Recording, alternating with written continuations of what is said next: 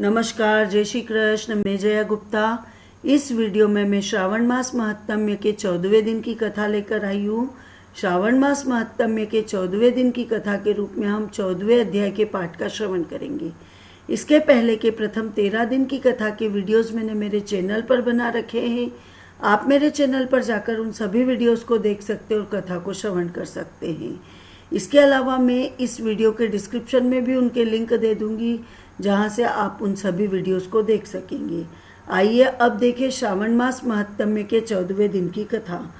आप सभी जानते हैं श्रावण मास का महात्म्य स्कंद पुराण के अंतर्गत दिया गया है।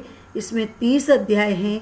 श्रावण मास महात्म्य के 14वें अध्याय का पाठ में प्रारंभ करूं उसके पहले मैं आपको नाग पंचमी पर नाग का पूजन करते वक्त यूज किए जाने वाले मंत्र को बता रही हूँ।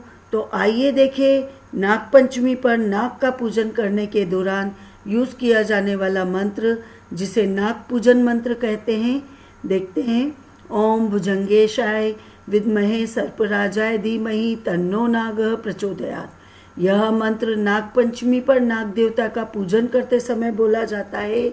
संपूर्ण आकाश, पृथ्वी, स्वर्ग, सरोवर, तालाब, नलकूप, सूर्य किरणें आदि जहाँ जहाँ भी नाग देवता विराजमान है, वे सभी हमारे दुखों को दूर कर हमें सुख और शांति पूर्वक जीवन दे। उन सभी से हमारी ओर से बारंबार प्रणाम है। इस मंत्र के द्वारा हम नाग देवता का आह्वान करते हैं और उनसे कहते हैं कि वे हमारे जीवन में सुख और शांति रखे, और इसीलिए उनसे प्रार्थना की जाती है। आइए अब देखें श्रावण मास महात्म्य का 14वां अध्याय। पर 14वें अध्याय के पहले 13वें अध्याय में हमने देखा कि सनत कुमार भगवान से कहते हैं कि हे भगवान, अब आप वह व्रत बताइए जो अतुलनीय सौभाग्य देता है और मनुष्य को पुत्र, पौत्र, धन, ऐश्वर्य व सुख प्रदान करता है। तो महादेव उन्हें तीनों लोकों में विख्यात दुर्वा गणपति व्रत, जो कि चतुर्थी तिथि को किया जाता है, उस व्रत का वृत्तांत सुनाते हैं। अब इसके बाद 14वें अध्याय में हम देखेंगे नाग पंचमी व्रत का महात्म्य। ईश्वर बोले, हे महामुने, अब सावन मास के शुक्ल पक्ष में पंचमी तिथि को जो व्रत करने योग्य है, मैं उसे बताऊंगा, आप उसे सुनिए। चतुर्थी को एक बार भोजन करें और पंचमी को नक्त भोजन करें।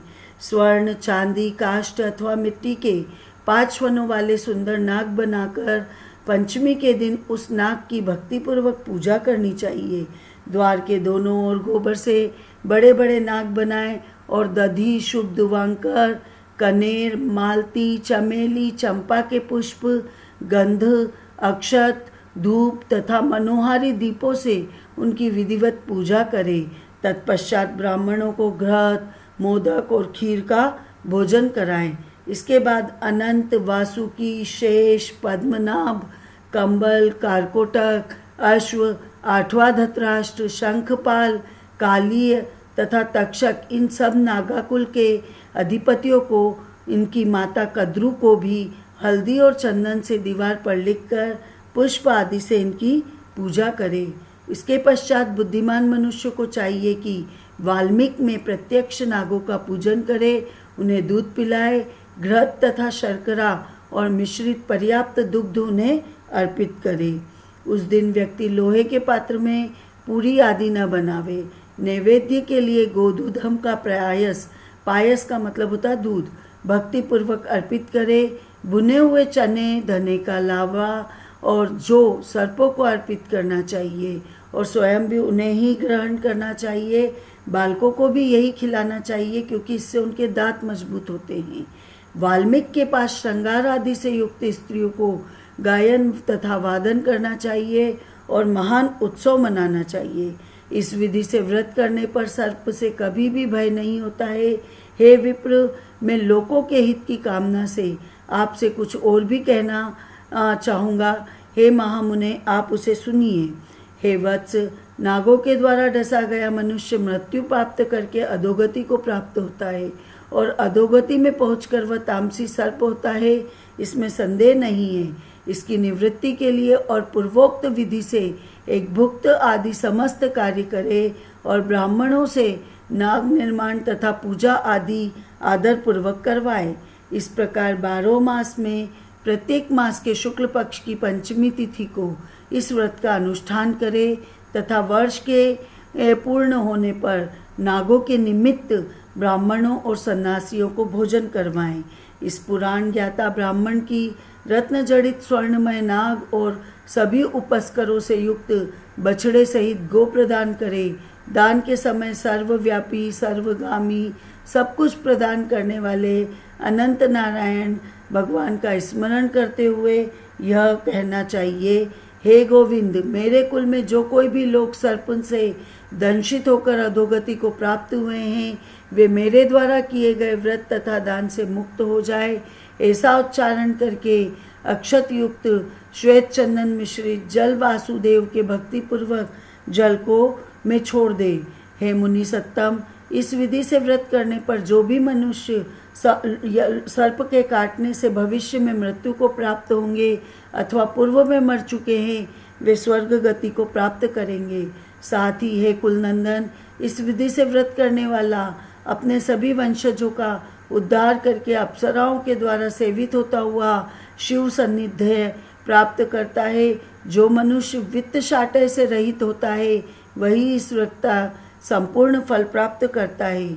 जो लोग शुक्ल पक्ष की सभी पंचमी तिथियों में नक्त व्रत आदि करके भक्ति संपन्न होकर पुष्प आदि उपहारों से सौभाग्यशाली नागों का पूजन करते हैं, उनके घरों में मणियों की किरणों से विभूषित अंग वाले सर्प उन्हें अभय देने वाले होते हैं और उनके ऊपर प्रसन्न रहते हैं। जो ब्राह्मण ग्रह दान करके प्रतिग्रह करते हैं, वे भी घोर यातना भोगकर अंत में सर्प योनि को प्राप्त करते हैं। हे मुनि सत्तम, जो कोई भी मनुष्य नागहत्या के कारण इस लोक में मृत संतानों वाले अथवा पुत्रहीन होते हैं, और जो कोई मनुष्य स्त्रियों के पति कार्पण्य के कारण सर्प योनि में जाते हैं, कुछ लोग धरोहर रखकर उसे स्वयं ग्रहण कर लेते हैं अथवा मिथ्या भाषण के कारण सर्प होते हैं, अथवा अन्य कारणों से भी जो मनुष्य सर्प योनि में जाते हैं, उन सभी के प्रायश्चित के लिए यह उत्तम उपाय कहा गया है। यदि कोई मनुष्य वित्त शाट्य से रहित होकर नाग पंचमी का व्रत करता है, तो उसके कल्याण के लिए सभी नागों के अधिपति शेषनाग तथा वासुकी हाथ जोड़कर प्रभु श्री हरि से तथा सदाशिव से प्रार्थना करते हैं। अब शेष और वासुकी की प्रार्थना से प्रसन्न हुए परमेश्वर शिव तथा विष्णु उस व्यक्ति के सभी मनोरथ को पूर्ण कर देते हैं। वह नागलोक में अनेक प्रकार के विपुल सुखों को भोगकर बाद में उत्तम वैकुंठ तथा कैलाश में जाकर शिव तथा विष्णु का गण बनकर परम सुख प्राप्त करता है। हे वत्स, मैंने आपसे नाग पंचमी व्रत का वर्णन कर दिया। इसके बाद अब आप कौन सा व्रत सुनना चाहेंगे उसे बताइए। इति श्री स्कंद पुराण के अंतर्गत ईश्वर सनत कुमार संवाद में श्रावण मास महात्म्य में नाग पंचमी व्रत का महात्म्य नामक 14वां अध्याय संपूर्ण। मैं आप सबकी जानकारी के लिए यहाँ बताना चाहूँगी कि नाग पंचमी व्रत की कथा का भी वीडियो मैंने बना रखा है, जिसका लिंक मैं डिस्क्रिप्शन में दे रही हूँ। वहाँ जाकर आप लिंक पर क्लिक करके नाग पंचमी व्रत की कथा को भी सुन सकते हैं।